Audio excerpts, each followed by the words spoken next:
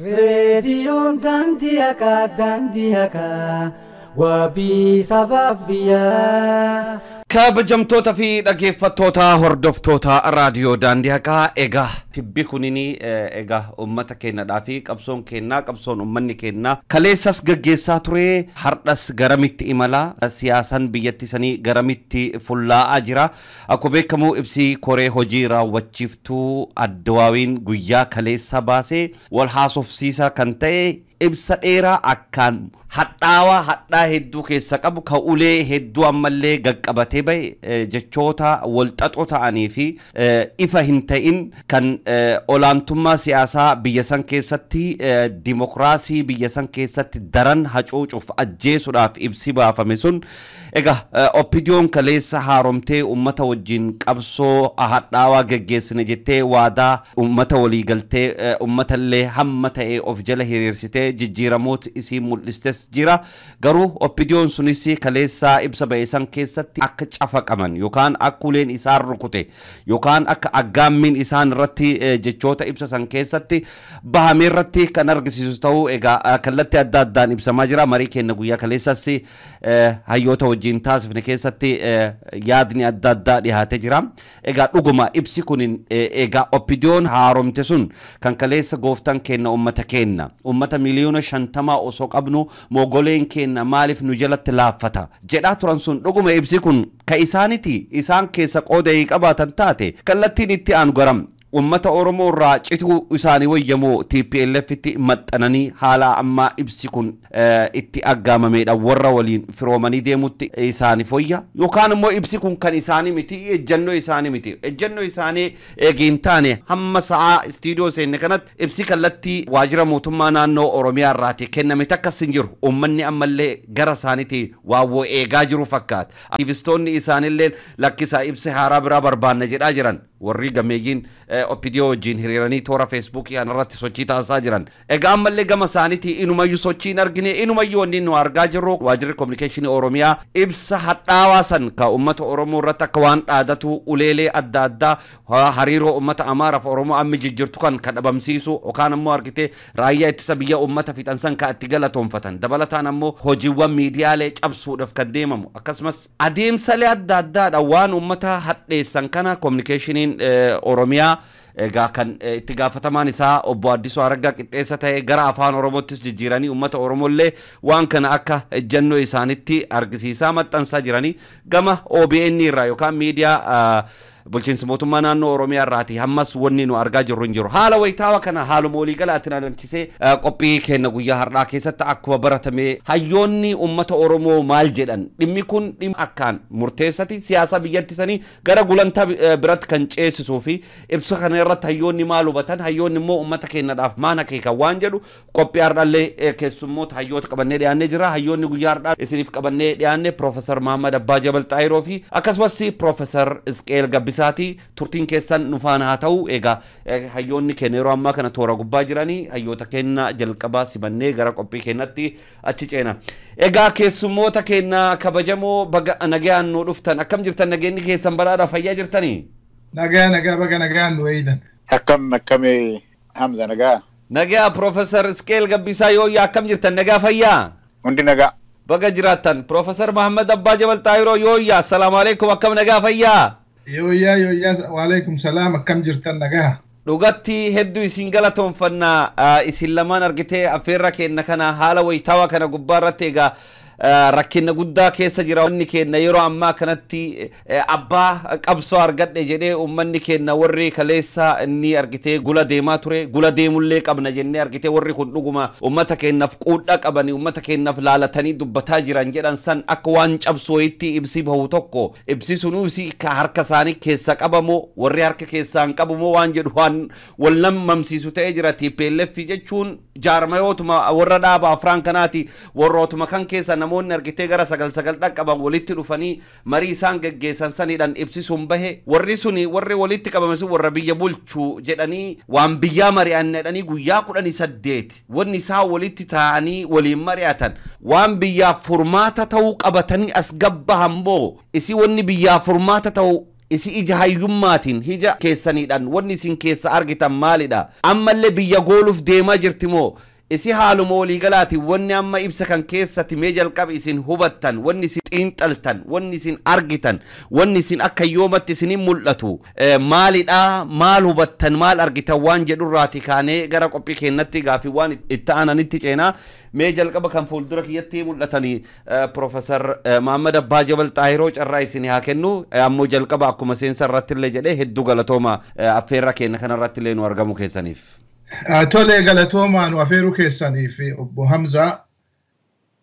Ani waan kana akkitti ilaalu tokkoffaa wanni amma ardhaa fi kaleessa galgala namni haasa'u jiru warri OPDO waan kana keessa jira jechaan ibsa amma bahe kana jarri keessa jiranii waan kana achitti wal ta'anii jiran moo waan irra waliin ta'in warri TPLF eega korri dhumateen booda wama jarri ufii fedhan qofa baasan ka jedhu kana deebii isaa haga warra OPDO irraa dhageennutti beekuu hin dandeenyu haga jarri waan dubbatinitti akkuma waan jarri waan kana itti wal ta'aniititti fudhachuun barbaachisaa naf fakkaata sun san lammaffaan waan kana bakka lamatti ilaaluu qabna gubbaa isaa haasofnee booda ka itti gadi seenuu hin dandeenye akkitti fudhadhu ibsa kana soora lama qaba konsuumarri ibsa kana eenyu jennee yoo adda babaafnee laalle tokkoffaan ummata lammaffaan ammoo warra jara gargaaru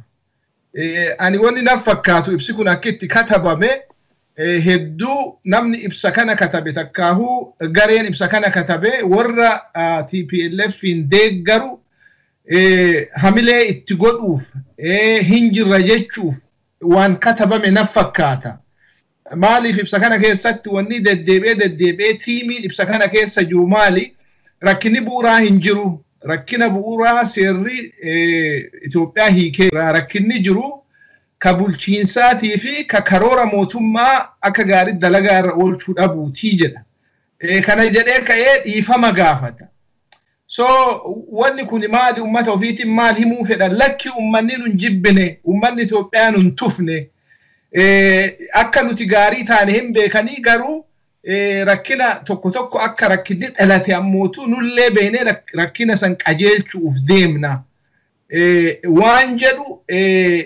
niyyaa namaa qalbii namaa rakkina bu'uuraa irraa kaasanii rakkina gartee rakkina gizaawii chigir jedhaniin rakkina waqtii rakkina gizee rakkina yeroo jarri jedhan kana irra qalbiin namaa akka asdachaatuu fi akka fundamentally rakkinni Itoophiyaa keessa hin jirre fakkeessanii ummata jara gargaarutti hamilee godhuu ka sodaatan ka biyyiin harkaa ba'u jirti jedhanii social media irratti waan garru waa hedduu barreessan ummata kana gartee lakkaa hin jirra akkasii miti afaan faranjiitiin benevolent nuti gaariidha namni nu jaalata garuu balleessaa tokko balleessinee jirra balleessaa san hin qajeelchina malee systemic problemiin takkaa rakkinni bu'uuraa hin jiru waan jedhu wanni jarri gartee gadi baasan ana akkasitti ilaala kaan keessa gadi buunee haasa'uu hin dandeenya.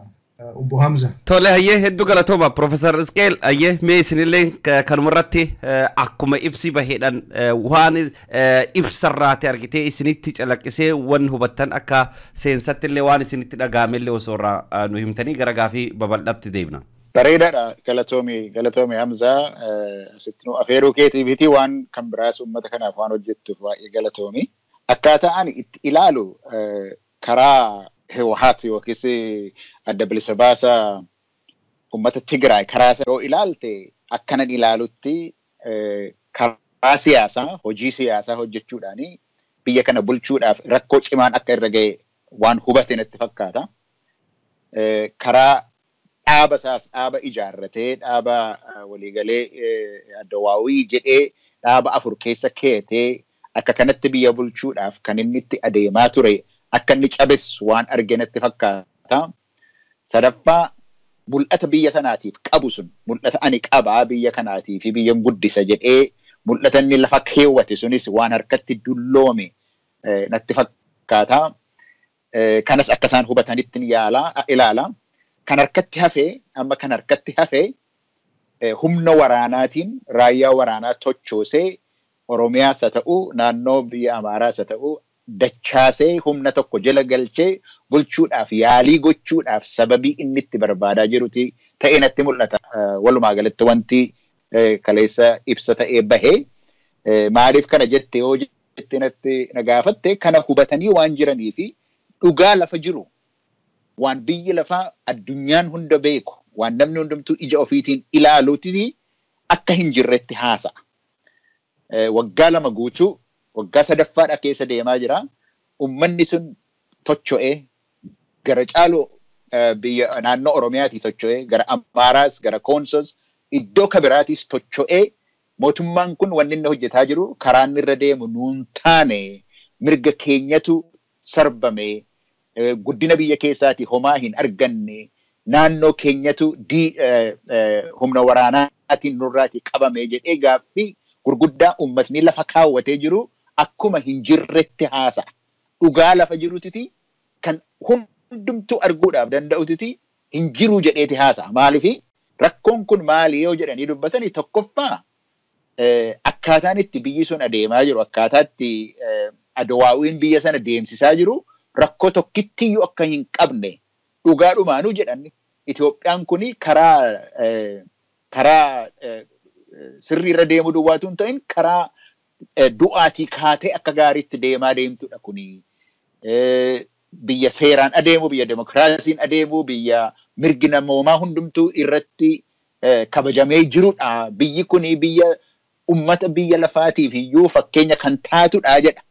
Rakkoon jirtu garuu tokkoffaa kan yerooti jedha. Gizaawii shiggir akka jedhan yeroodhumaaf wanta ta'edha malee rakkoo guddaan hin jiru jedha.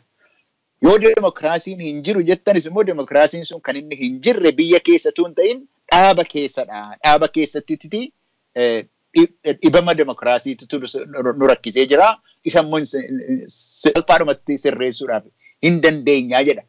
Walumaa galatti dhugaa lafa jiru irraanfateetiti waan hin jirre dubbata. Akkuma sila dubbataa jette waan xaxamaa waan yaada adda addaa asuma keessatti warri rukutu haasa'a kun hundumtuu humna waraanaatu jira. Humna waraanaatiiniti waa godhanna ta'innaan dandeenyaa jechuudhaafi isumayyuu immoo yoo keessa teenyee ilaalle waa'ee humna waraanaa irratti gara dhumaa irratti waan haasa'u yoo ilaalle immoo achittuu waan sodaa qaban fakkaatu. Waraanni kunis tarii nurka jiraachuudhaaf hin malu jedhaniititi waan kadhatan fakkaatu. Waraana kanas kadhataa waan jiran fakkaatu. Kanaaf ani maalidha oonaan jettee na gaafatte wanti kun keessa booddeetti deddeebinee dubbachuu dandeenya. Sodaachisuudhaaf dutuudhumadha kun. Dutuudhumatti jira waan dutanidha malee waan walii galan iyyuu natti hin fakkaatu. Akkan dhagahetti sagalee kennuudhaan sagalee guddaatu argama. Beeti darbee akka kanatti tokkummaa yaadaa uumne irraa jedhanii achi gadi bahani malee dhugaa waan achi keessatti taane hin beeknu akkuma Profeser Muhammed jedhee bor iftaan dhagahuu dandeenya waansaa ammaaf garuu kuni dutuu duwwaadhaaf waan achi gadi baasan malee rakkoo biyya keessa jiruuf furmaata kenne biyya nagaatti deebisee gaaffii ummataatiif deebisuudhaaf waan ka'e hin fakkaatu waan dhugaa jirurraati citee ADWUIin tokko ta'eera jedhee ofuma dutee deebi'uudhaaf waan ka'e na fakkaata.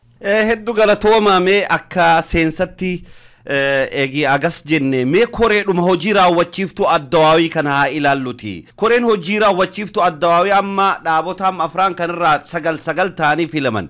Isii filannoon kun fakkeenya opiniyoon argitanii paarlaamaa keessatti teessoo 178 qabdi.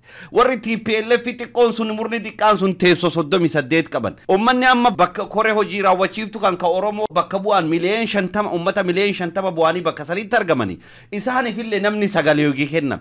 Warra Tigree saniifillee warra namni sagalee hojii kennam. Warri kun immoo deebi'ee koree raawwachiiftuu jedhanii harkoo baasan sagaleen mariin achi keessatti geggeeffam. Fakkeenyaaf warri tiimii lammaafa marii san keessatti argaman murnaan xiqqaa jennu. Namni opiniyoo bakka bu'ee argame namoota argitee kaleessa Oromoo gurguraa turan ka akka kuma dammaqsaa fatachi keessatti argama. Isi ijaaromsi koree hojii raawwachiiftuu kunuutu ijaaromsa akkamiitiin ija seeraaf ija siyaasaaf ija akkamiitiin ilaaltamee kanarratti yaada nuu kennaati gama mariiwwan itti aananitti illee achi haa tarkaanfannuuti Profeser Muhammed. Koreen hojii raawwachiiftuu ADWUI durumaanuu jarri akka jedhanitti advaanteejii Oromoon qabdu hedduminaan kana balleessuuf qixa godhanii representationii nama cufaatu dhaaba afraniitu qixa sagal godhanii nama 36 durumaanu kunuu democratic imiti akkaataa maan itti ijaarameehu tokkoffaan san lammaffaan ammootu wanni si ajaa'ibsiisu tokko maali waan jarri amma dalagan kana irratti ana hedduu kana na ajaa'ibsiise gara dhumaa ibsa ijannoo amma jarri baasan kana gara dhumaatti maal jedha dhiifama gaafata waan san irra deddeebi'anii dubbachuun hedduu barbaachisaa na fakkaata waan bade kana cufaa nuhuu jedhanii ofirratti tuulanii dhiifama gaafatan waan balleessine kana cufaa dhiifama nuu godhaa jechuun yoo waan kana akka gaarii ilaalte yoo taarika jaraa ammootu waggaa 27 akkuma nu cuftuu jala deemnee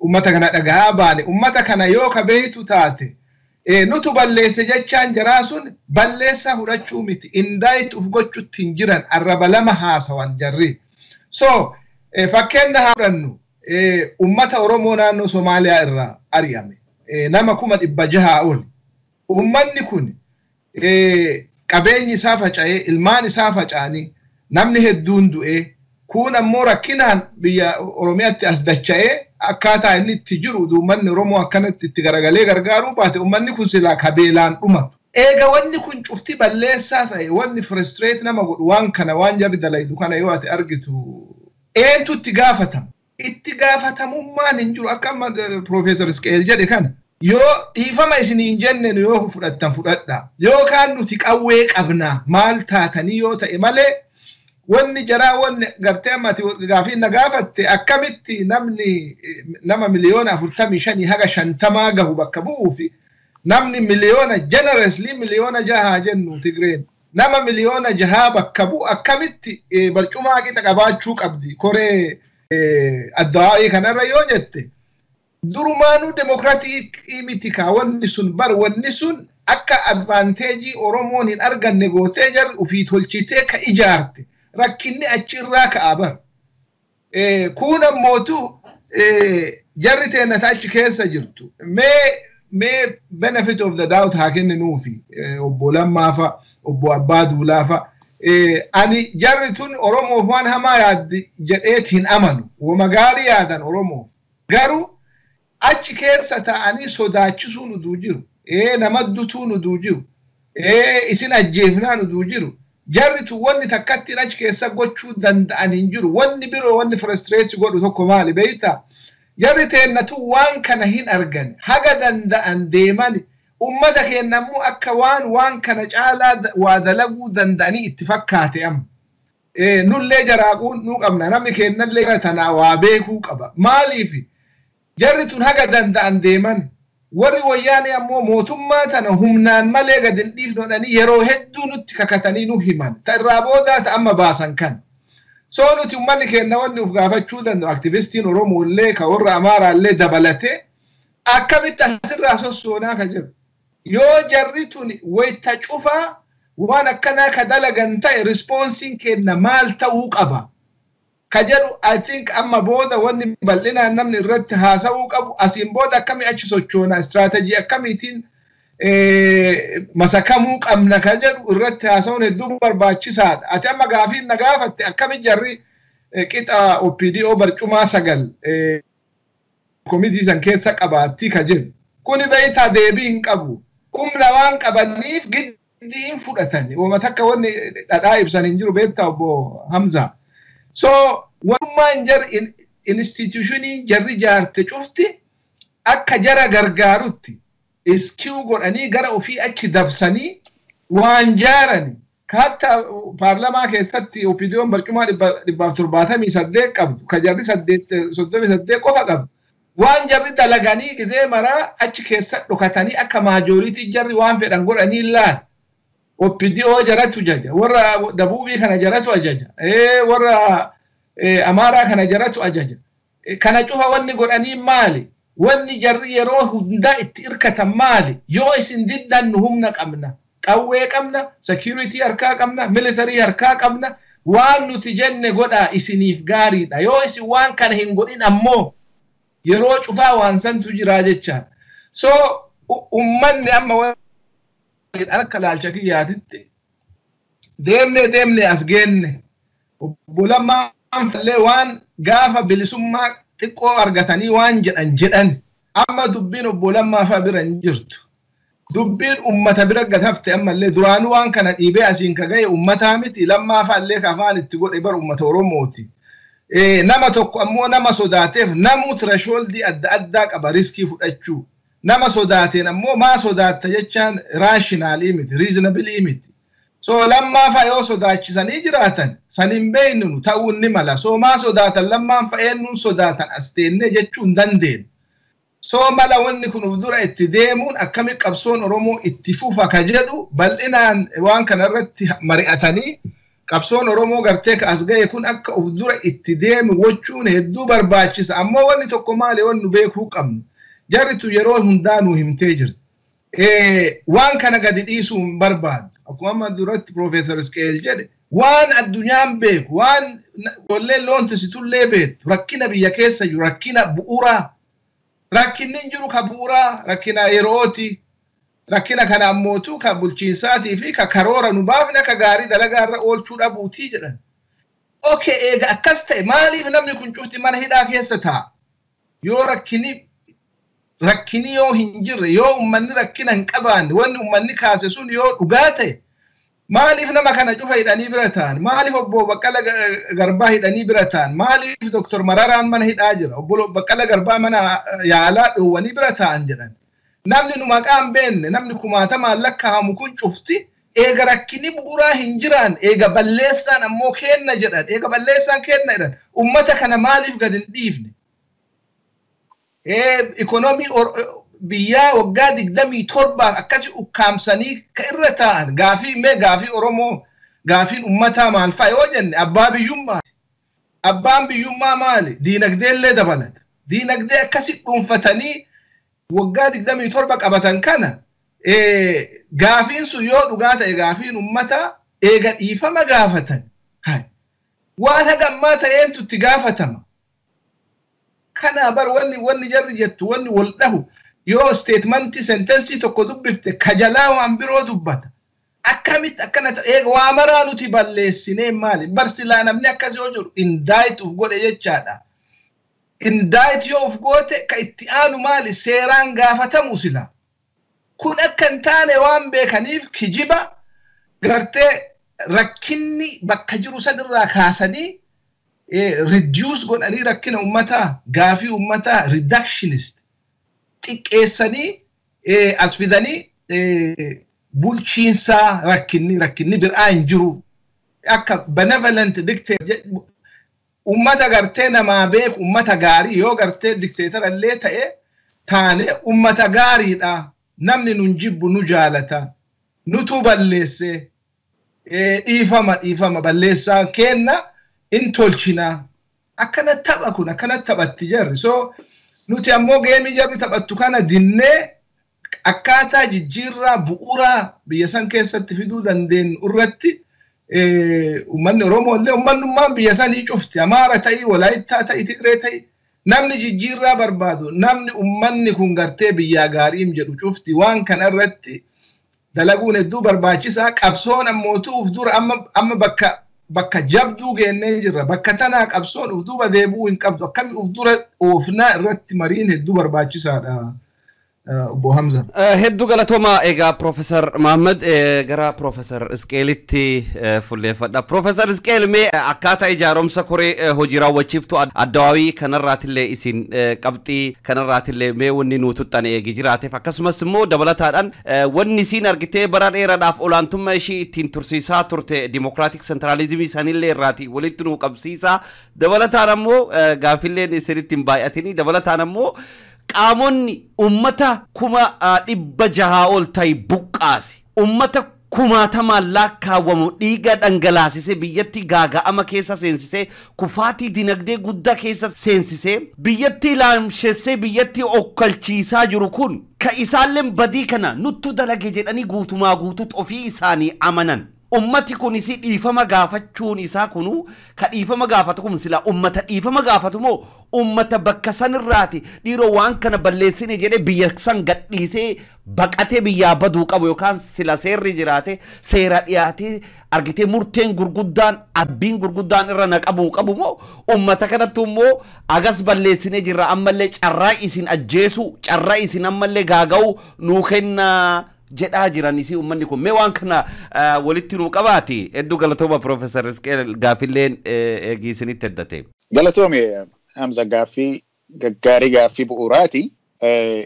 Walumaa galatti wanta kuni xiinxallee adda bilisa baasa uummata Tigraay maal yaadaa jira kan jedhu karaa ittiin hubannu nu godha malee kun waan faayidaa qabu jedhee amma kanatti hin yaadu waan isaan yaadaa jiran karaa isaan irra deemuudhaaf deeman waan isaan hojjetaa jiran keessaa baasee nutti himaa jira malee ani jara kanarraati waanan eege waan hin jirree fi waa sirreessu jedhee waanan eege waan hin jirree fi kana caalaa nutti himuudhaaf hin adeemu jedhees waan hin eegnee fi lammata immoo kun iyyuu immoo furmaata kennuudhaaf akka hin dandeenye hundi keenya waan beennu waan guddaadha jedhee ani hin ilaalo waan kan argitee waan isaan waan adda bilisa baasa uummata Tigraay waan inni yaadu garuu qolaa baasee nutti himeera kanadha bu'aan isaa waan ati na gaafatteef garuu demokraasii abiyyootawwii demokraasii waan jedhan yookiis demokraasii warraaqsaa eegguu jedhanii isaaniif inni demokraasii miti inni akka tamma jette giddugaleessa ta'aniiti centralism jechuun dhaaba adda addaatu jira dhaaba adda addaa sana keessatti giddugaleessa kan ta'ee waa murteessu adda bilisa baasa uummata Tigraay ta'uu isaatiiti agarsiisa. Kun immoo kaleessa yookiis dheengadda waan ta'etu hin ta'in adda bilisa baasa uummata Tigraay gaafa biyya sana lolee dargii kuffisee gaafa galu waan lafa keewwatedha kun. Dhaaba warri nuyi beennu wajjiniin jirru jennu kuni gaafa sana amma OPDO'n Oromiyaa ittiin bulchuudhaaf kan inni ijaarratedha. Meeshaa isaatii jechuudha. Meeshaa adda bilisa baasa uummata Tigraay. Kan inni immoo itti ijaarrate egaa dimokiraasii gaafa jedhu demokraasiin sun giddugaleessadha. Demokraasiin sun inni sanuu jennudha. Isa uummanni biyya lafaa beeku miti demokraasiin hirmaannaa uummataa waan baay'isutu hin ta'in paartii sana keessatti akkaataa itti isaan bulchanidha. Akkuma isaan itti bu'uureffatan akka isaan itti ijaarratanidha. Gaafa sana akkuma itti sila jettee dhaaba afur keessaatiiti hojii raawwachiistuu sana keessatti sagalidha. Amma isa adda habaafnu waan biyya bulchuu irraatiiti, paarlaamaa irraatiiti, bakka bu'oota uummataa lafa isaan jiran irraa adda baafne kun kan paartiiti. Paartii kana adda bilisa baasa uummata Tigraaytu ijaarrate. Gaafa ijaarratu immoo akka isaa ta'utti ijaarrate. OPDO'n illee dhaaba isaati jechuudha. Dhaaba isaa inni ijaarrate meeshaa isaati kan inni ijaarrate akka fedhutti ijaarrate. Giddugaleessa ta'uu isaatiif ijaarrate kan isaan ammayyuu immoo xinnoo ishee iyyuudhaaf jalqabanii giddugaleessummaa sanatu badee jechuudha. Kanaaf jalqaba wanni bade tokko waan guddaa tokkotu jira jedhanii yeroo dubbatan dhaaba keessatti demokraasiitu bade yeroo jedhanii nutu akkatti jara kana qabannee keenyu wal dhaallee nuu qabamuu didanii kanatu demokraasiin bade jedhu. Dhaaba keessaati የውስጥ ድርጅት ዲሞክራሲ isatu dhibee isatu baay'ate nurkaa bahan jarri kun jedha akka sanatti ilaalamuudha qaba kanaafi akka jaarratanitti ta'uu fi gatii dideefiti amma sagalee gurguddaadhaan kaaniiti dubbataa jiru malee kun akkuma kanatti bu'uureeffame garuu ergi guddateetiiti OPDO'n illee miliyoonii 5 yookiis miliyoonii 6 kan inni miseensa qabu. Paarlaamaa irraa adda fuunee ilaalleyyuu miliyoonii 5 kan qabu nama sagaliiniiti hojii raawwachiisuu keessatti bakka bu'oota qabaachuun irra jira jechuun isa dhagaa rakkinni demokraasii jechuun isaan Tigraay biyyi isaa hundumtuu uummanni isaa hundumtuu walitti yoo dabalan miliyoonii 5 isaanis 9 qabu warri paartii keessaatiiti miliyoonii 5 kan qabu OPDO'nis 5 qaba. Isatu rakkina uume isa fudhachuudhaaf garuu hin barbaanne isaan argite isa gatii fudhachuu hin barbaanneef rakkina kana kan uume jedhanii kan quba isaan itti qabaa jiranii kana hubannu quba itti qabaa kan jiranii rakkina kana kan uume demokraasiidhaan buluu kan dide OPDO'dhaa fi kan dhaaba Amaaraa sanadha jedhaniiti quba itti qabaadha jiru yoo keessa deemnee funaanne ilaalle badii hundumaayyuu kan fede isaanidha jedhaniiti quba itti qabaa jiru. kan balleesse isaanidha jechuudhaafiti adeemaa jiru. Yoo kanarratti waa tokko ilaalle namna keenya jedhee Muhammed illee amma namoota dhaaba sana keessa jiraniin dhugaadha kun. Oromootu nama keenya irraati saammate. Dhaabni sun garuu dhaabni OPDO garuu dhaaba jaraati. Hin qulqulloofne ammayyuu. Nama isaaniitu keessa jira ammayyuu. Gararraadhaatiin namni keenya yaada geeddaratee waan uummatni keenya jedhu dhaga'ee isa hojiirra oolchuudhaaf qabsoo haa qabuyyuu malee qabsoon sun hin dhumne dhaabni OPDO sun irraati hin citne qulqullaa'ee hin baane meeshaa sitan adda bilisa baasa uummata Tigraay ta'uurraati citee qulqullaa'ee hin baane kana dhagaa kan nuyi argaa jirru jechuudha. Qulqullaa'uudhaafiti yaalaadha jiru isaan qulqulleeffachuudhaaf yaalaa jiru kana keessatti yeroo isaan itti mo'aman jira. Paartii keessatti ammaaf mo'amaniiru. Qabsoon garuu achirratti miti kan inni ta'uun irra jiru.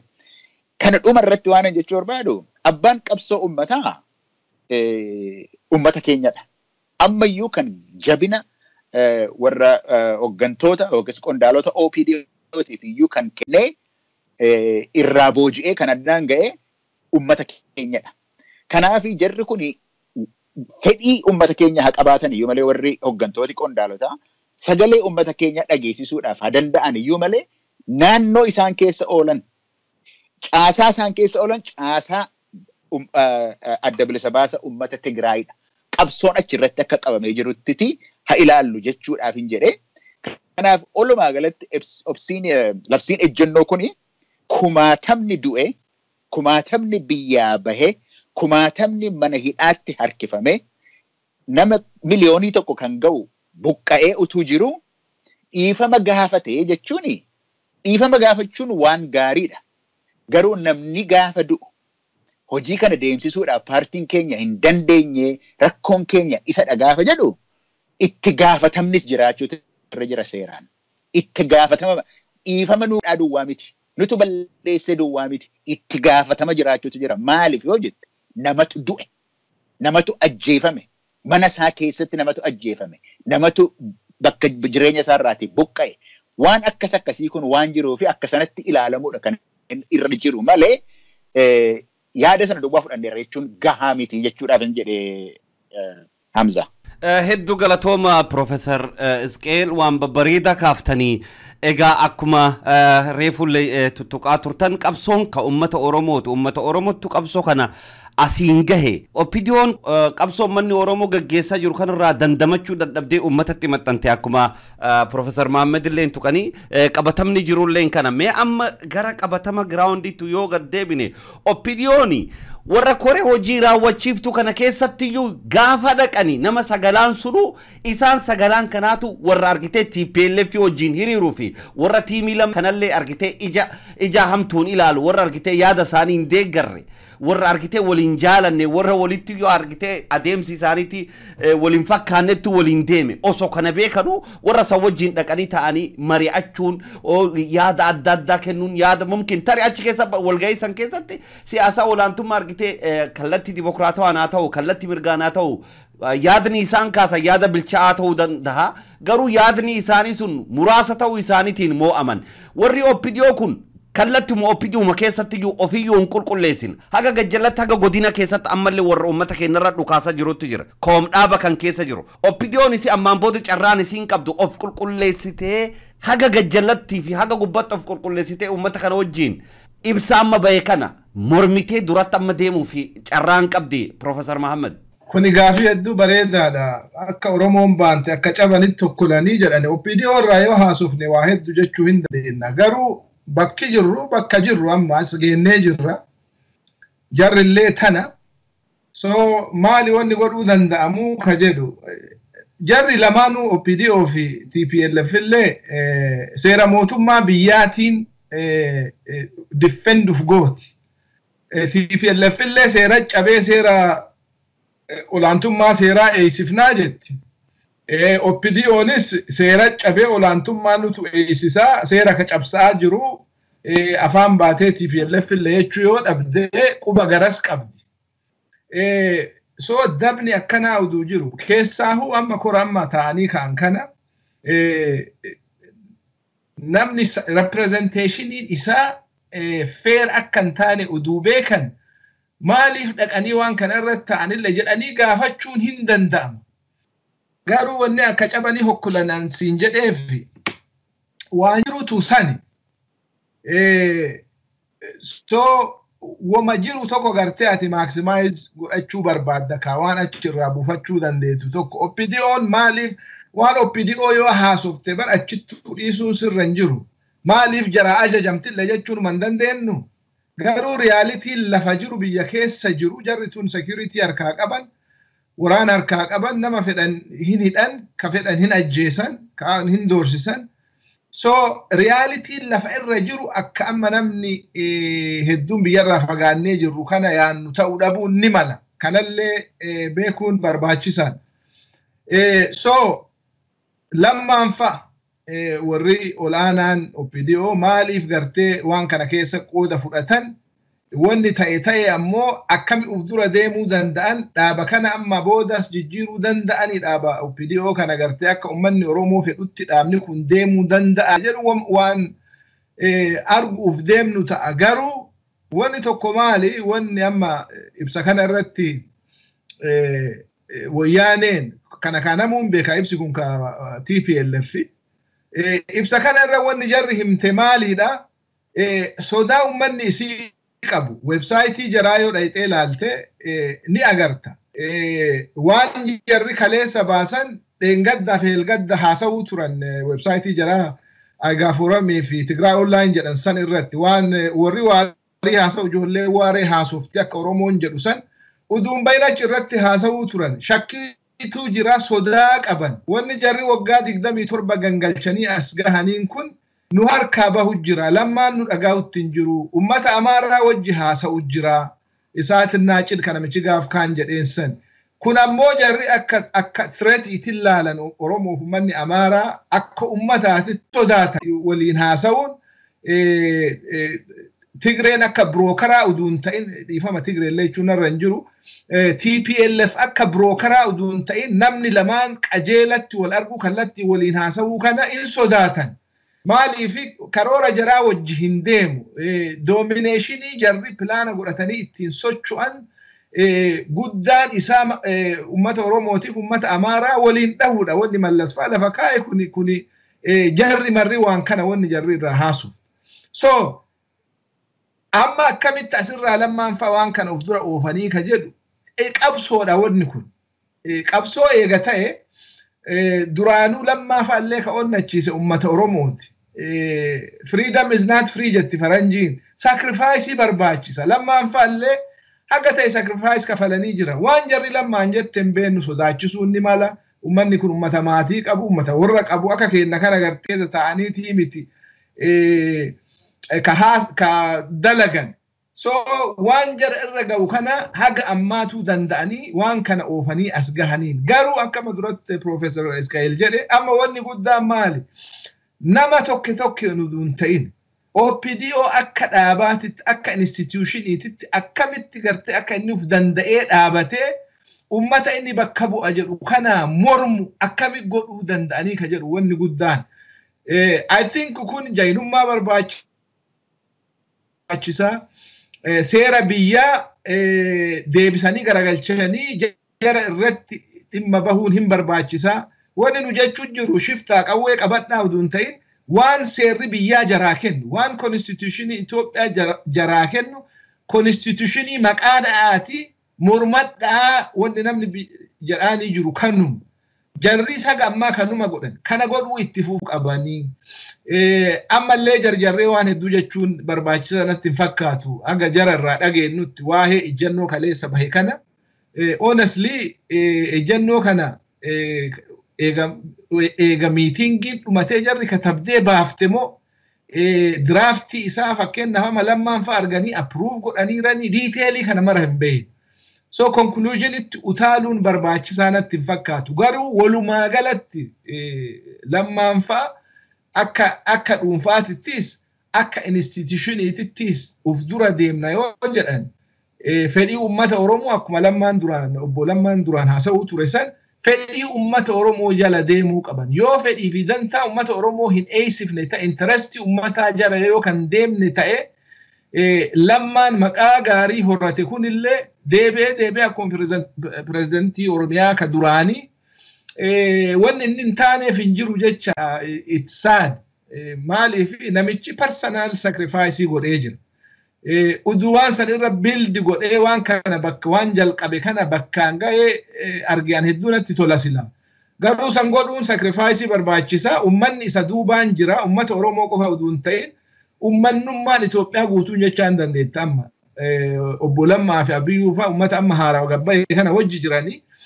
Filannoon biroollee waan jiru natti hin fakkaatu. Uf duuba deebi'uun opshinii natti hin fakkaatu Lammaa fa'a.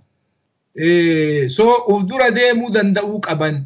Warri isaan jala dalagu haga kullu gadi gahee haga wotaadara wannoo kaadree gandaatitti warri OPDO kuni waan Lammaan fa'a eegalte kana akka fedhii Oromoo ta'e arkanii waan kana gartee waan jarri gootu kana jala deemanii dhaaba kana jijjiiru ufillee jijjiiranii dhaaba kana gartee dantaa Oromoo walii golfakkeessuun dhiifama sarvaayivalii dhaaba kanaatiif yoo dhaaba kana ka jaalatan ta'e namni gariin bar dhaaba OPDO kan akka waan inni uummata Oromootii waa dalageetiif akka fudhatutu jira. So yoo dhugamaan dhaabni kun Oromoo waa dalagee ka jedhee fudhatullee uummanni kuni amma argani fedhii Oromoo uummanni Oromoo express uf godhee jira. Duraanis uummanni Oromoo ittuma himuun turre amma ammoo iyyee bahee adda baabaa itti bahee uummanni. So fedhii uummataa jala yoo hin deemne namni hin du'a dhiigni hin bu'a garuu wanni kun waan ooluu miti. In the long run sacrificing guddaan kafalamuun ni mala. Garuu akkuma taarika nama taarikaati miti kana Profeser Izqee'el faatu beeka inni irraa yoo dubbate gaarii akkuma taarikni addunyaa nutti mul'isu ummanni akkana yoo ka'e fedhiin ummataa hin turtaa malee bakka geessi. So amma gaafiin jiru maali nama hagam ajjeesuu fedhanii ka jedhu jarri uf sobuu kana dhiisuu qaban afaanumaan nu bareef jenna ka jarri waan kana dhiisuun fedhan maaliifi akkaataa itti dhufantu durumaan akkaataa itti dhaabatan mataa irraa gadi badan. Mootummaan kun total dominationii irratti ka hundaa'e afanaa irratti ka hundaa'e. So nama wajji haasayuu compromise godhu nama waa kennanii namarraa waa fudhachuu akka waan moohatamaniiti fudhatan jarri kun. So warri OPDO of duuba deebi'uu hin danda'u optionii miti sacrificing hin jira. Garuu waan jalqaban kana itti fufuu qabani ani wanni dhaamsi kiyya mata kana. Hedduu galatooma Profeser Muhammed qabxii akka murteessuuf bareedu kaaftamee kanuma irratti jabeessuudhaaf Profeser Izqee'el illee isi OPDO'n kun OPDO'n dhugaadha aarsaa hedduu kafalaa hojjetaa jiran Obbo Lammaalleen dubbataa turan akkasumas Dr. Abiyyis waan kanarraa dubbataa turan. Aarsaan isaanii kun OPDO'n kanaan durallee qabxiin ka'aa ture isi OPDO'n akka dhuunfatti haaromte moo akka dhaabatti haaromte gaafiin jedhullee ni jira. Akka dhaabatti yoo haaroman ta'e fakkeenya warri koree hojii raawwachiiftuu kun keessatti illee sila hirmaatan ta'e warra haaromettu bakka irratti argamuu qaba. Warri moofalleen isaa wajjin jira jechuullee dhagaa jirra akka warroottan isaanii dubbatan. Amma OPDO'n imala amma keessa deemamaa jiru kanatti eega dimokiraatik sentralizim haala amma wayyaaneen olaantummaa ishee itti mirkaneeffataa jirtu kanaadhaan OPDO'n kana akkam keessa qaxxaamurtee pantarees gootee akkamiin dabartee kallattii miseensonni mana marii paarlaamaa sun akka dheengaddi mormanii argitanii waan san jijjiiruu danda'an warra sanillee qabattee warra sanilleen paarlaamaan akka dhiyoo kan mormii taasisaa jiruun warra paarlaamaa kanallee qabattee maal jennaan humni guddaan amma ka isaan irratti xiyyeeffatan ka warra Oro Amaara kan Amaara fi waliigalteen Amaara fi Oromoo kunilleen hedduu mataa isaan dhukkubse ibsa isaanii kaleessan keessatti wanni mul'atu tokko kana warri OPDO kun humna kan akkamiin jabeessanii deemanii haaromsa guutuu taasisanii akka dhaabatti wayyaanee irra aanu akkamiin danda'an ummata Oromoo kaleessi isaan dhagahaa ture akkamitti ammallee ummata Oromoo sanitti deebi'anii bifa qindaawaaf bifa mul'ata qabu takkaadhaan akkamiin irra aanuu danda'an Profeser Izqee'el. Gaaffii gaariidha gaaffii deebii barbaachisuudha. Garuu mee gara booddeetti deemnee waa tokko haa ilaallu. Ibsi kaleessa ba'e ibsa paartiiti. Ibsa mootummaa miti. Garuu mootummaa paartii biyya bulchu waan ta'eefitiiti qajeelfama adda addaa kenne akkasitti kan ilaaluun nurra jiru. Achi keessatti immoo ajandaan irratti dudubbatanii paartii sanatu filate.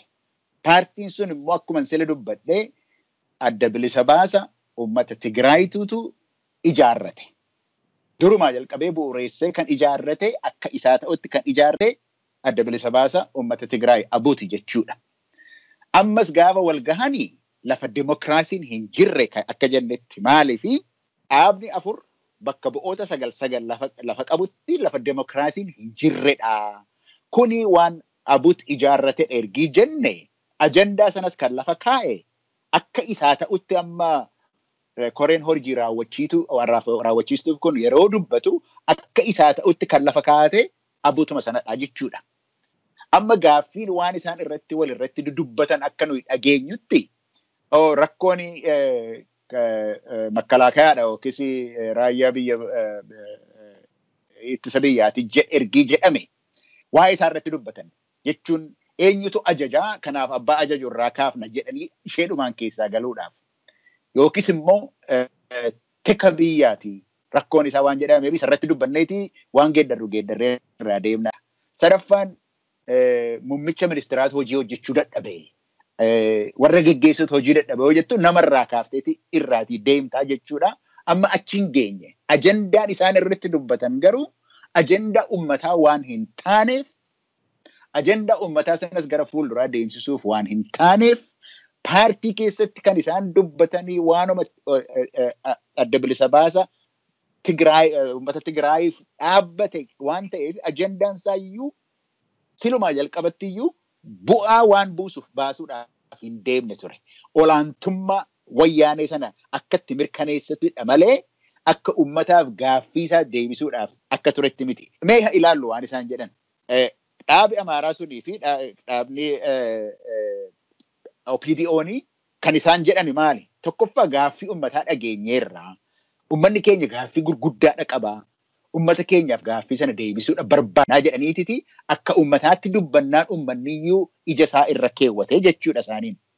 Seera biyyaatu cabe, heera biyyaatu cabe, heeraan buluutu nurra jira jedhan. Federalizimiitu cabe isa iddootti deebisuun nurra jira jedhan. Kana duwwaayyuu immoo miti ummanni biyya Itoophiyaa keessaa walitti baay'ee naqameera. Ummata kana walitti fidnaa jedhaniititi hojiidhaan yoo agarsiisan ummata biyya Itoophiyaa san akka inni waliin jibbinetti akka inni walii hubatutti walitti fidan. Kan wayyaanee naasise, kan wayyaanee jibbisiise, kan wayyaanee iddoodhaatii kaasuudhaaf ka'e kanadha waan isaan hojjetanidha. Ummatni immoo gara isaaniitti kan hiriiru akka kan godhe kanadha. Garuu ajandaa kana irratti hin dubbanne isaan achi keessatti. Sababii kanaatiif waan paartii sana lafa keenye silumayyuu akka abuut ijaarratetti waan jiruuf ajandaan isaas kan abuut waan ta'eef isa lafa keenye maal gochuu danda'u kan jennu lafa demokraasiin fakkaatu bakka bu'oota ummataa hin jirretti mo'amanii yoo ba'anii bakka bu'oota ummataa lafa jiranitti waa hojjechuu danda'utu irra jira jechuudha. OPDO'n har'aa jalqabanii. Tokkoffaa paarlaamaa Itoophiyaa keessa bakka bu'ootatu jira akkuma sila dubbatteyyuu Oromiyaa keessaa nama 178 bakka bu'oota ummataati. 5 immoo iddoo kan biraa kan jiran Oromoo kan bakka bu'antu jira. Isaan malees Finfinnee irraas iddoo adda addaati yoo walitti dabalte gara nama 200 kan ta'u Oromoodhuma duwwaa kan bakka bu'eetu jira. Amaara irraati immoo 138 keessa jira. So waltajjiin suni jalqabuudhumaaf iyyuu qabsoo kana jalqabuudhumaaf iyyuu itti fufuudhaaf iyyuu waltajjiin inni paartii isaanii waan hin taaneef waltajjii bakka bu'ootaa uummataa lafa jiranitti iddoo sanatti qabsoo sana itti fufuu danda'utu irra jira. Maaliif iddoo sanatti bakka bu'oota qabu kan Amaaraaf kan Oromoo wal duukaa yoo ta'e hojii isaan jalqabanii uummanni Itoophiyaa sunis jaallatee duukaa bu'e sanarra achirratti yoo jalqabanii lafa ifaatti yoo jalqaban isa balbala cufanii yoo walitti haasa'an miti bara. Paarlaamaa keessatti dhimma uummataa haasa'uudhaaf hin danda'u kan isaan dhowwu hin jiru. Uummanni isaan duukaa jira, seerri isaan duukaa jira, federalizimiin isaan duukaa jira. Raayyaan waraanni biyyaallee milikkata tokko agarsiisuu jalqabeera akka mootummaa kana duukaadhaan hin jirre achitti paarlaamaa sana irratti qabsoo kana itti fufuudhaaf hin danda'u. Ajandaa uummataa dubbachiisuudhaaf hin danda'u. Warri Oromiyaa immoo caffee Oromiyaattis deebi'anii lafa ofii isaanii duwwaa bakka bu'oota ta'anii jiranitti seera dabarsuu danda'u. Kanaan dura waa'ee Finfinneen bal'achuu irratti mee kana haa yaadannu. Finfinneen bal'achuun see daangaan see seera malee bal'achuu sana irratti caffee Oromiyaatu godina addaa jedhee naannoo sanatti marsee dhaabe caffeen Oromiyaa gochuudhaaf hin danda'a. Kanaaf paartii keessatti yoo dadhaban iyyuu bakka bu'oota uummataa lafa jiranitti lafa ifaa afatti lafa namni argutti qabsoo kana itti fufuudhaaf hin danda'u. Ammaaf waan qabsoo paartii lafa dhokata keessatti tarii mo'amaniiru ta'a. Sagaleedhaan caalamaniiru ta'a akka dhageenyutti. Bakkee kanatti garuu qabsoo sana itti fufuudhaaf hin danda'u. Democratic centralism inni jedhan suni isaaniif hin ta'u. Kun kan abuutidha. Inni hin ta'u. Achitti yoo dadhaban iyyuu lafa ifatti, lafa ummati argutti, lafa ummati isaan deeggaratti qabsoo kana itti fufuudhaaf hin danda'u yoo waan jalqaban sana iddoodhaan gahuudhaaf barbaachise. Yoo kana asii isaan iyyuu taanaan gara booddeetti deebi'uun isaanii rakkoo keessa lixuun isaanii isaaniif iyyuu ifaadha. Gara booddeetti deebinaan ummanni kun iyyuu isaanii nuun teessisu jechuudhaaf hin jedhee dhiifama sittan dheeresse. Hedduu galatooma Profeser Izqee'el qabxiiwwan akka amma murteessaa warraafillee kallatti agarsiisu ummata keenyallee kallatti agarsiisu qabxii bareeda keettan. Egaa Profeser Muhammed hedduu galatooma isinillee mee akka goolabbitti akka nuu ta'uudhaafi marii keenya gara goolabbitti geessaa waan jirruufi egaa oppidiyoon yeroo ammaa kanatti carraa amma isiin qabduudhaan akkuma amma Profeser Izqee'el tuqan kanatti qabsoo kana baatee deemuudhaaf gateettiin ishii hammam guddachuu qaba. Akkuma san reefu tuttan onneen barbaachisaa, gootummaan barbaachisaa. Akkuma isaan kanaan dura tuqaa turan ummata miliyoona 50 osoo qabnu maaliif mogoleen kennan ulaafa jedhaa turan obbolammaan. Ammallee dhugaadha ummanni Oromoo sun ammallee isaan eega jira. Ummanni Oromoo ummata obsa qabu gurra isaan qeesse ammallee ibsa TPLF san qofa dhaga'ee amanii ammallee murtee isaan irratti hin dabarsine. Gurra isaa qeesse ummanni eegaa jira. Dandamachuudhaaf ofii isaanillee bahuudhaaf gara TPLF maxxananii cituu isaanii wayyamoo ammoo gara ummata asbaanii TPLF waldhabanii gulantaa seeraa irratti jara kana mormuu wayyamoo wanni isin mee jara kanaafillee dhaamtan ummanni kennummoo bifa kamiidhaan of qopheessuu qaba waan jedhullee irratti akkasan dhaamsanuu dabarsitan. Galatooma mootummaan Itoophiyaa biraanchii sadii qaba akkuma mootummaa Ameerikaa fa'a. Tokko warra seera baasu kun warra seera dalagaa irra oolchu Prime Ministerii fi kaabinee isaa jechaadha. Kun ammoo mana seeraati. Rakkin Itoophiyaa akka amma Profeser Izqee'el jedhe qabsoo kana paarlamaatti achi deebisuu murteessaadha. Maaliif achitti wakiila qabda namu at least theoretically vootii qaba. Ifaan ifatti dubbachuun hin danda'ama achi keessatti. Rakkinni jiru maali? Waan hedduu hagammaa wayyaaneen takka mootummaan Itoophiyaa jennuun ka mootummaadha. Akki jarri itti dalagaa turan executive orderiidhaan. Prime Minister matu maqaa isaatiin ka warra isaa ajajullee ka numa beeyna. Waan fedhe dalaga. Fakkeenyaaf Lammaa Magarsaa afaan bahee wanni inni haasawe mali. Waraana Oromiyaa keessa seenee waraana federaalaa nama ajjeesu kana ka huduuda irratti bordara Oromiyaatii fi naannoo Sumaalee irratti nama fixu kana nuti afeerree jedhe ifatti. Eegannin afeerin humnaan seenan jecha. Kun ammootuu seera diiguudha. Rakkinni guddaan jiru kana kanatti mul'atu. Uduu seerri jiraate seeraan ka deeman ta'e wanni kun silaa dhoowwamuu hin danda'a paarlamaa keessatti. Maaliif waan kan warra seera baasu gaafatee paarlamaan manni lamaan itti wal ta'ee takkaa'uu hayyee jedhaan yookaan ammoo lakki wanni emergency ho'iitu hin jiru waraana federaalaa isteeta keessa bobbaasuu hin dandeettu jedhaan. Saniin hanqisan jarri akkas hin goone. Maaliif yoo san godhan hin beekan akka paarlamaa waan kana harkaa didu. Rakkinnummaan biyya teenya keessa jiru guddaan san mootummaan seeratti hin bulu. Ammallee waan ofii fedhan akkuma fedhanii godhan. Nama hidhuu, nama ajjeesuu, Oromiyaa keessa seenanii dalagaa poolisaa dalagan dhoowwaadha kun amma seera Itoophiyaati. Garuu namni jara gaafatu hin jiru. Maaliif olaantummaan seeraa hin jiru. Rakkinni guddaan uf durallee natti mul'atu. Rakkinni waggaa 27 deemaa turellee kana executive branchiin ofiisni Prime Ministerii wama fedhe dalaguutu paarlamatti hin himin, paarlamaan hin mari'atin, paarlamaa irraa hayyama uduun argatin seera cabsanii waan fedhan dalaguudha. Fakkeenni guddaan nama 600,000 ol namni gariin gara miliyoonaa jira. Ummata Oromoo kan naannoo Somaaliyaa irraa buqqa'e. Ummata kana namni tokko haga ammaa itti gaafatamaa hin taane. Ta'uufillee hin deemu. Maalii fi waan ofii godhe nam deebi'ee ofii hin ajjeesu. Seeratu hin jirre jecha. Ol'aantummaan seeraa bakka hin jirre waan akkanaa fa'aatu dalagamee akka bar waan bishaan burcuqqoollee hin jiginiititti cadhisaniitu marra dabra wanni ajaa'ibsiisu. Ammas nama achi ari'an kana dhaabataniitu malaala mootummaan. Silaa mootummaa miti ummata kana kan qubsiisuu malee. Mootummaa dalagaan isii maali? Ummata Oromootu achi as fiigee nyaataa fi birdilibsii fi maalii itti fe'a kulu akkuma amma agarru kana. So biyya olaantummaan seeraa hin jirretti hedduu rakkisaadha paarlamaan jara kana dhaabuuf. Maaliif paarlamaan kabajan waan fedhan dalagan. Garuu paarlamaan kabajan jedhanii waan dhiisanii miti filannoon biroo waan hin jirreef seeruma mootummaa kanaan loluu qabdi. Isuma gartee akka wantee godhattee obbo Lammaan fa'a. Maaliif filannoo biroo hin qabdu qawwee qabattee shiftitee gaaraan seentu namuu godhaa jechuun itti hin jiru. So seeruma harkaa qaban kana akka wanteetiif akka eboollee godhatanii seera biyyaa kanaan jara tana dura dhaabachuu danda'uu qaban. Filannoon biroo hin jiru. So qabsoo tana gadi deebisanii paarlamaa biyyaatii fi paarlamaa Oromiyaati as deebisanii fedhii ummata achi keessa calaqqisiisuu danda'uu qaban. Wanni biroonni filannoon jarri qaban waan jiru natti hin fakkaatu.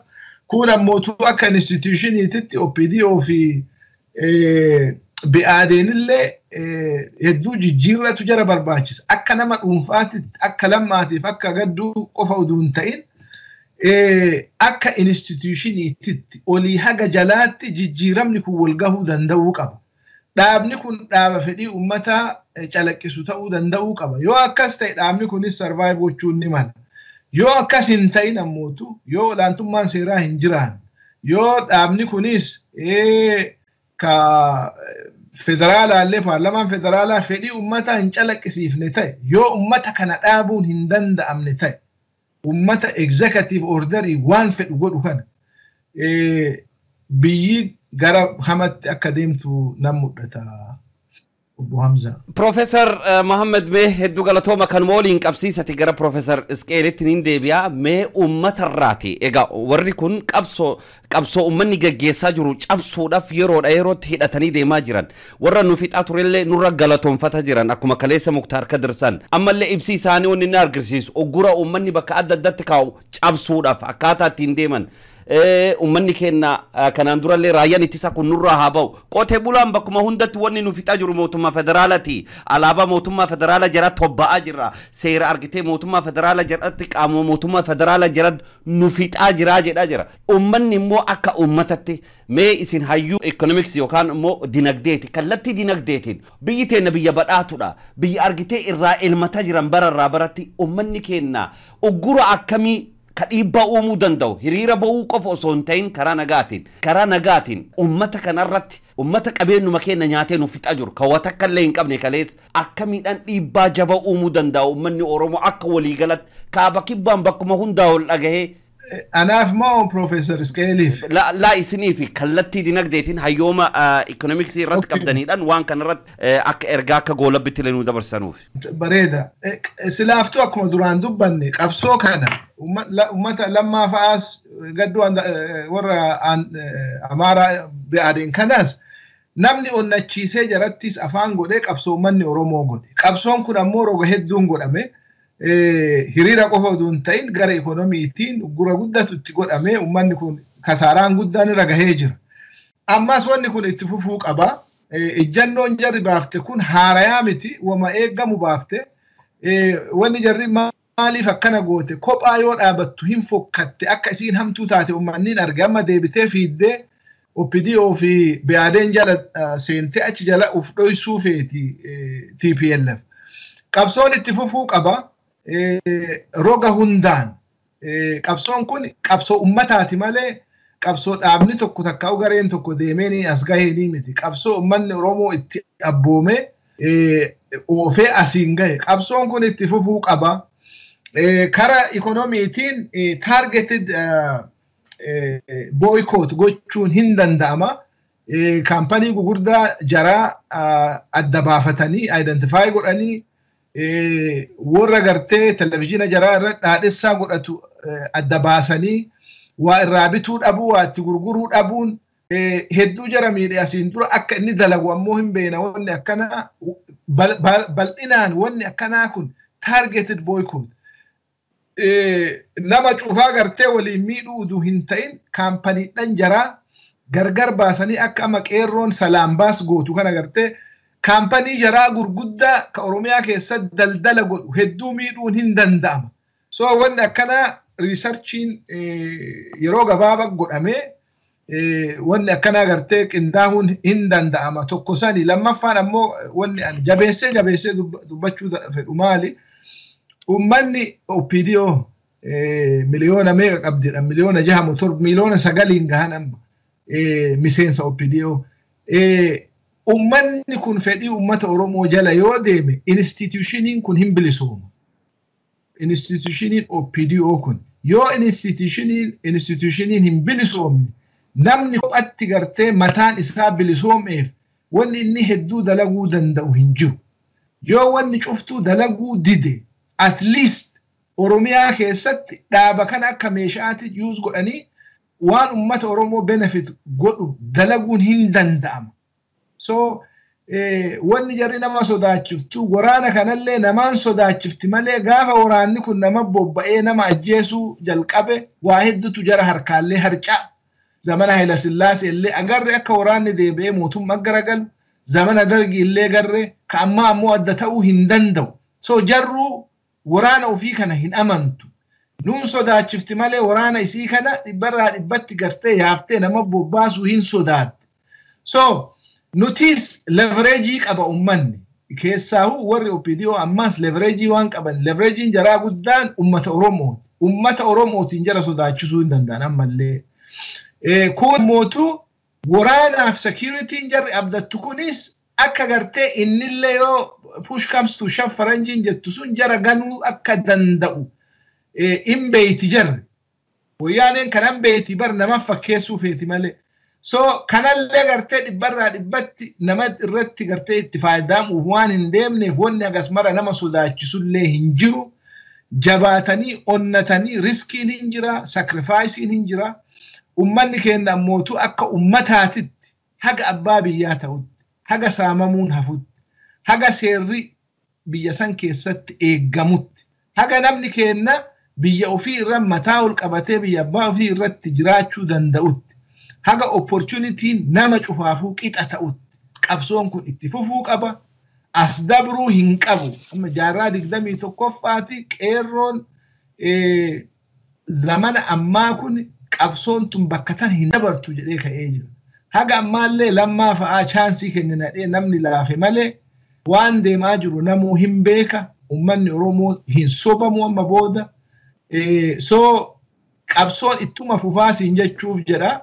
Sacrificing in jira namni hindua garuu namni kenna bal'inatti akka inni waan I have no doubt. Hedduu galatooma Profeser Muhammed Abbaa Jabal Xaahiroo egaa ibsa bal'aa akkasumas akeeka bal'aa nuu keessanii egaa qabsoon uummata kaleessa jalqabe inumatti fufa amma immoo gara Profeser Izqee'el Gabbisatti deebi'a mee Profeser hayyuu seenatisin seenaan addunyaa kana warroottan abbaa irree akka miidhan akka isaan caban wanni isaan itti dhaadatan meeshaan sibiila humni waraana guddaan argitee isaan ittiin dhaadatan baruma baratti biyyoota adda addaa keessatti seenaa abbootii irree kun akka miidhan akka goolabame qabsoowwan deeman bifa kamiidhaan irra ummanni aanu akka danda'e kanaan dura qorannoo adda addaa akka gaggeessitan akka hubannoo bal'aa qabdan akka hayyooma bal'aa qabdan quba qabna mee akka kaleessa seenan dabresanitti seenan ummata bifa ummata Oromoo kanaan dura isin hedduu dubbiftanillee ka argitanillee hedduu ni jira mee ummanni kenna warra sibiilan dhaadatu kan opinion irra sibiila irraa qabdu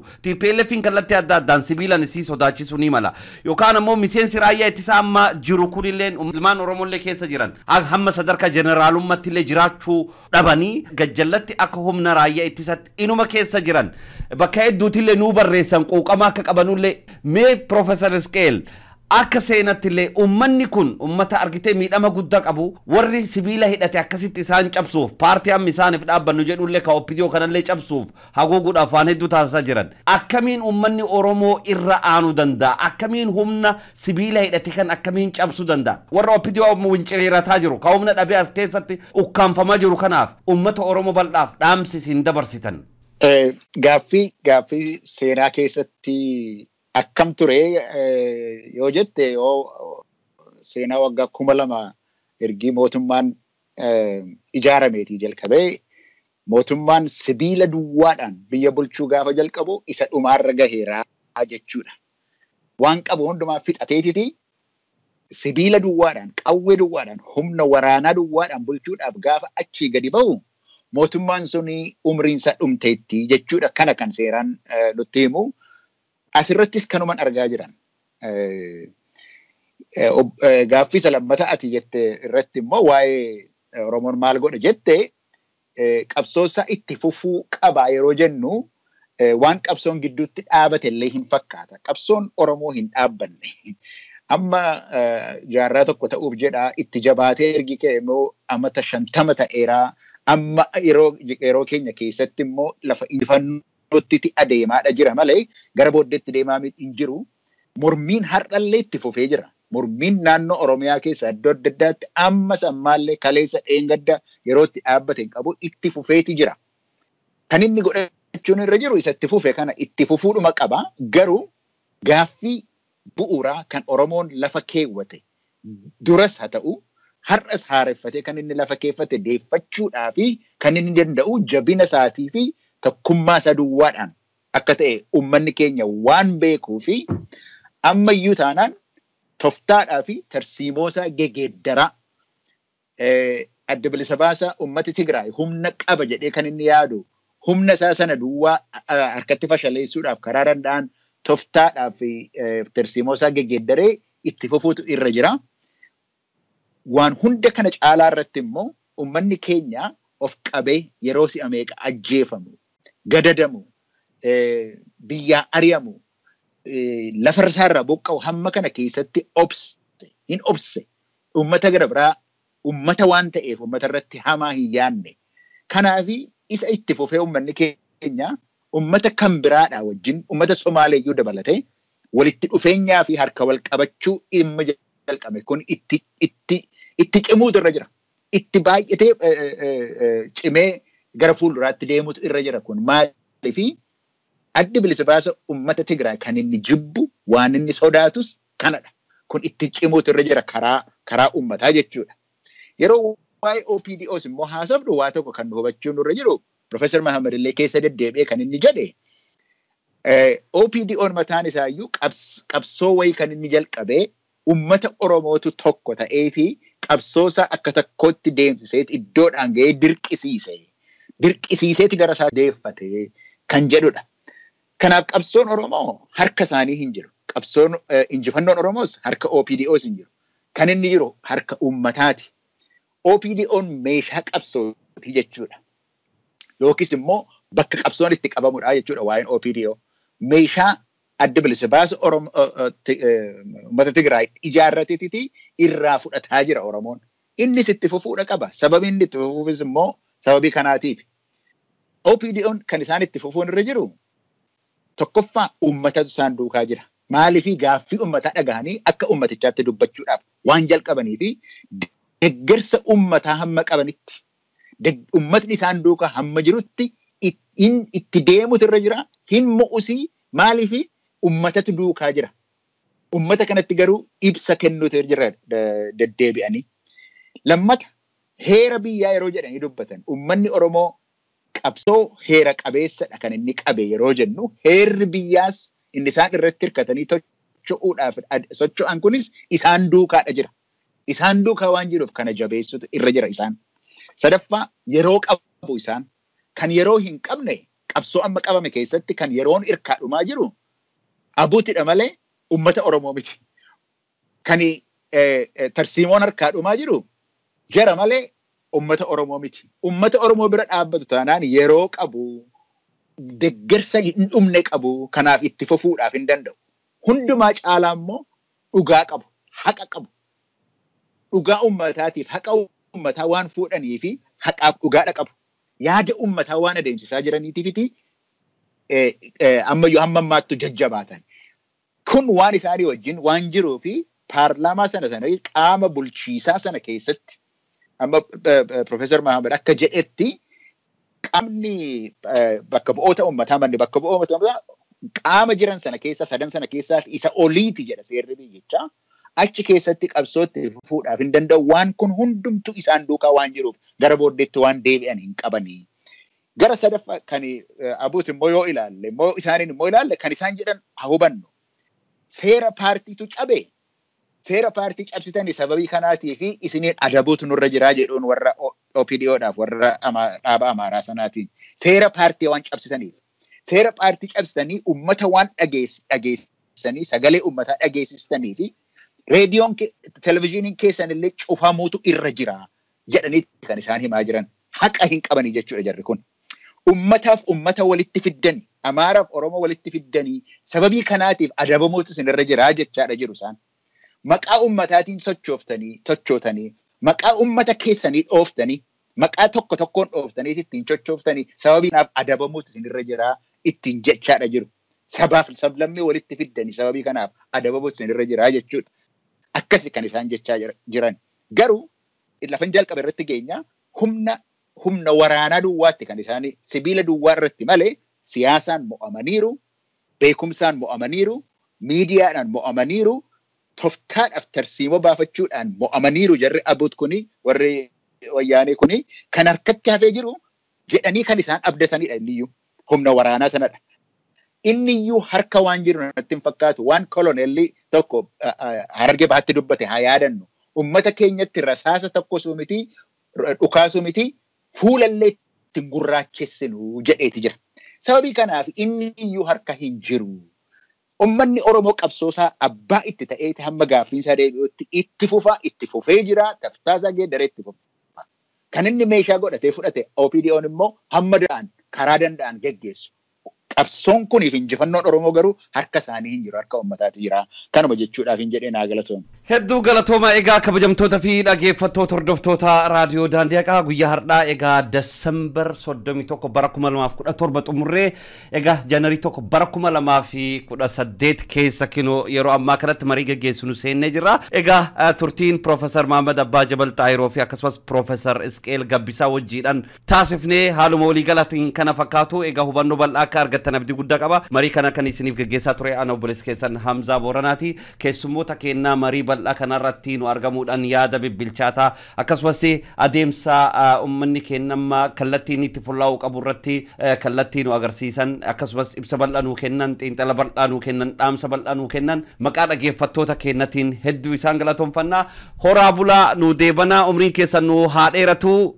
Hedduu galatooma nagaa keessa nuuf jiraadha. Profeser Muhammed Abbaa Jabal Xaahiroo, Profeser Izqee'el Gabbisaa. Nagaa. Hayya galatooma Hamza, Profeser Izqee'el Atils galatooma. Hayya Muhammed, Profeser. Reediyoon daandii haqaa wabii sabaaf biyyaa umurii nuuf dheeresi mee nuuf dagaagsi Allah yaa Rabbii khiyyaa.